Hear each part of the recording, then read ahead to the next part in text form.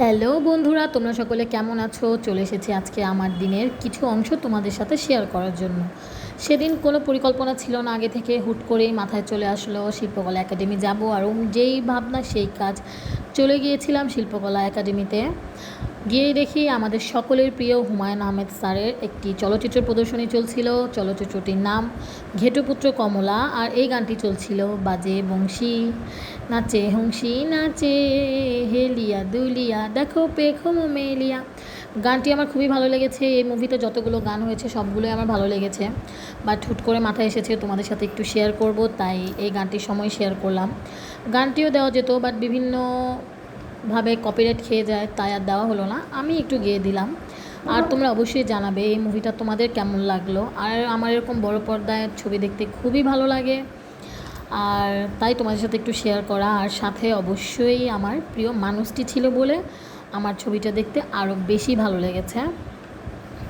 কার কার কাছে এই ঘেটুপুত্র কমলা এই ছবিটি ভালো লাগে অবশ্যই আমাকে কমেন্ট বক্সে জানাতে পারো। আর তোমাদের কাছে যদি আরও কোনো রিকমেন্ড থাকে ছবি দেখার, তোমরা আমাকে জানাতে পারো। ছবি প্রায় শেষ, তাই আমরা বেরিয়ে পড়লাম। ছবিটি শেষ হতে হতে প্রায় অনেকটা রাত হয়ে গিয়েছিল। বাসা থেকেও খুব কল করছিল, বাসায় না গেলেই নয়। তারপর আমরা তাড়াতাড়ি করে সেখান থেকে নামার পরিকল্পনা শুরু করে দিয়েছিলাম। আর অনেক দিন পর আমি শিল্পকলা এসেছি, তাই আমি 4-5টা দেখে নিচ্ছিলাম অনেক দিন পর, কারণ এসেই দেখলাম চলচ্চিত্রটা শুরু হয়ে গিয়েছিল, তাই আশেপাশে দেখার তেমন একটা সুযোগ হয়ে ওঠেনি। তারপর যখন দেখতে পেলাম তাড়াতাড়ি করে চলে যেতে শুরু করলাম, কারণ হল টল বন্ধ হয়ে যাচ্ছিল। তাড়াতাড়ি করে নেমে চলে যাচ্ছিলাম। আমি যখন সিঁড়ি দিয়ে নামছিলাম তখনই আমি শুনতে পাচ্ছিলাম যে বাইরে কোথাও একটা গান হচ্ছে। আমার ইচ্ছে করছিল সেই গানটাও আমি উপভোগ করি, কিন্তু এত রাত হয়ে গেছে যে আসলে আর ওখানে থাকাটা আমাদের উচিত হচ্ছিল না। বাসা থেকেও বারবার কল করছিল। তারপর আস্তে আস্তে যতই সিঁড়ি দিয়ে নিচে নামতে লাগলাম ততই গানের সাউন্ডটা আমার আরও কাছাকাছি আসতে লাগলো। তারপর এখান থেকে বেরিয়ে আশেপাশে তাকানোর পরেই দেখতে পেলাম একটা সাইডে একটা গানের প্রোগ্রাম হচ্ছে ছোট করে, কিন্তু গানটা দূরে থেকে যতটা কিছুটা ভালো লাগলেও কাছাকাছি আসার পর গানটা শুনতে খুবই বিশ্রী লাগছিল। মানে আঙ্কেল গাইছিলেন ঠিক আছে, কিন্তু এতটা বেসুরেভাবে গাইছিলেন, আমি কি বলবো আর। যদিও বেসুরে গান গাইছেন সেটা বড় কথা না, যাক আমার সেখান থেকে ভালো লাগেনি। আমি তাড়াতাড়ি করে চলে এসেছি। আমার প্রিয় মানুষটা দেখি আমাকে ফেলে চলে যাচ্ছে। আমি তাকে ডাকলাম, তুমি আমার জন্য একটু দাঁড়াও। আর সে আমার জন্য একটু দাঁড়ালো। তার এই ছোটো ছোটো বিষয়গুলো আমাকে খুবই ভালো লাগে, উপহার দেয়। তারপর আমি আর সে পাশাপাশি চলতে শুরু করলাম। আমার খুবই ভালো লাগছিল এরকম ফাঁকা নির্জন একটা রাস্তায় সে আর আমি একসাথে হাঁটছি, কত কথা বলছিলাম। হঠাৎ করে আমার চোখে পড়লো একটা কদম ফুলের গাছ। যদিও রাত দেখে তোমরা হয়তো দেখতে পাচ্ছ না, আমি তাকে অনুরোধ করলাম আমাকে একটি কদম ফুল পেড়ে দেওয়ার জন্য। সে আমাকে খুব দুঃখের সাথে বলল রাত্রেবেলা গাছের পাতা বা ফুল ছিঁড়তে হয় না। সে আমাকে জানালো তার যদি কখনো সুযোগ হয় সে অবশ্যই আমাকে কদম ফুলের গাছ থেকে ফুল পেড়ে দেবে। তারপর আমার মাথায় হঠাৎ করে একটা দুষ্টু বুদ্ধির আগমন ঘটলো। আমি তাকে ডেকে কথাটা শেয়ার করছি, আমার দুষ্টু বুদ্ধিটা, সে যেন আমার সাথে একটু একমত হয়, সে আমাকে আমার পার্টনার হয় এই দুষ্টু কাজে। কিন্তু তাকে বললাম, সে প্রথমে না করে দিলেও পরবর্তীতে সে আমার জোড়াজুড়িতে সে রাজি হয়ে যায় আমার সাথে এই পার্টনার হওয়ার, দুষ্টু বুদ্ধির পার্টনার হওয়ার।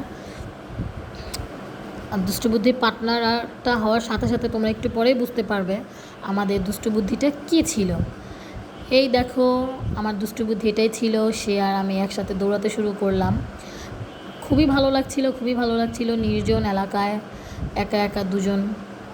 খুবই ভালো লেগেছে, অনেক দিন পর এরকম একটা দৌড় দিয়েছি একসাথে দুজন মিলে। হঠাৎ করে থেমে গিয়েছি, দেখলাম দুজন পুলিশ ছিল। আমি তাকে একটু বলছিলাম আচ্ছা ওরা আমাদেরকে ধরতে আসবে না তো দৌড়াচ্ছি দেখে। সে তখন আমাকে সায় দিয়ে বলল যে না, আমি আছি, তোমার কিসের ভয়। কথাটা শুনেই মন থেকে আমার পুষ্প ঝরছিল। তারপরেই সে হঠাৎ করে আমাকে হ্যাঁচকা টান দিল, আমরা আবার দৌড়তে শুরু করলাম। আমার খুবই ভালো লেগেছে, তারও খুব ভালো লাগছিল। হঠাৎ করে কিছু দূর যাওয়ার পর থেমে গেলাম, কারণ সামনে আমাদের যেই গেটটা ছিল সেটা হয়তো বন্ধ ভেবে আমরা একটু বিস্মিত হলাম। আর আমি তোমাদেরকে এই জায়গাটা দেখাচ্ছিলাম যে এই জায়গাগুলোতে ছবি তুলতে পারলে খুবই ভালো হতো। দিনের বেলায় হলে আরও ভালো হতো। রাত দেখে অনেকটা অন্ধকার, খুব একটা বোঝা যাচ্ছে না। আর এই দেখো আমি আমার প্রিয় মানুষটির সঙ্গে ম্যাচিং করে শাড়ি পরেছি, ম্যাচিং কালার পরেছি। ওর সাথে ম্যাচিং কালার ম্যাচ করে পরতে আমার খুবই ভালো লাগে। আমার মনে আলাদা আনন্দ দিতে থাকে বিষয়গুলো। তারপর তো সেখান থেকে আমরা বেরিয়ে যাব এই চিন্তা ভাবনা করে তাড়াতাড়ি করে বের হচ্ছি। তারপর দেখতে পেলো সে একটা পকেট গেট আছে, পরে সেখান দিয়ে সেও বেরিয়ে গেল, আমিও বেরিয়ে যাচ্ছিলাম তার পিছু পিছু। এখান থেকে বের হয়ে দেখতে পেলাম যে সামনেই মেন রোড। দেখেই তারপর ভাবছিলাম যে এদিক সেদিক তাকে ভাবছিলাম এখন কি ফোনটা ইউজ করা ঠিক হবে, কারণ দেশের যে পরিস্থিতি এখন। আর ওই যে দেখো সামনে দেখতে পাচ্ছ একজন লোক রাস্তায় ঘুমিয়ে আছে, সে দেখে বলছিল যে দেখো মানুষের জীবন এভাবেও চলে। আর এমনি করেই আজকের দিনটা আমার শেষ হয়ে গেল তোমাদের সাথে শেয়ার করা। তোমরা জানাবে তোমাদেরকে কেমন লেগেছিল, আর তোমার যে যার কেয়ার করবে। টাটা।